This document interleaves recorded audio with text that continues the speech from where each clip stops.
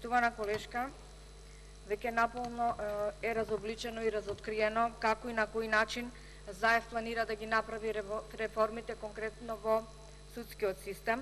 Се разбира по теркот говори експерт, но меѓутоа стави свој послушник кој што ќе треба да го штити господинот ЗАЕВ во сите оние негови намери кои што планира во идниот период да ги направи, но кои што се спротивни на закон. За ова да го оствори во континуитет господинот ЗАЕВ превзема неколку чекори, конкретни чекори.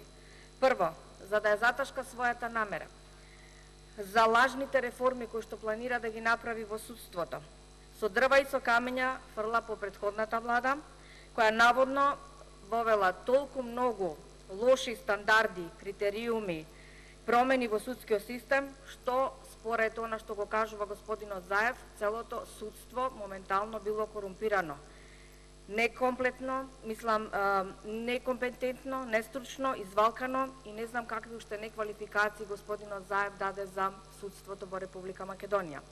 Второ, смета со своите вакви лажни изјави дека ќе го разубеди граѓанството за непрофесионалноста на судството и за она што тој планира да го направи, односно планира да направи такви реформи во судството, ренесанса во судството, да го воскресне, но кажува и друго, дека тоа ќе го направи врз основа на критериумите и стандардите по европски терк. Не знам дали господинот ЗАЕВ знае или воопшто не знае дека и досега сите реформи кои што се правеле во судството се прават врз основа на критериумите и стандардите од Европската Унија.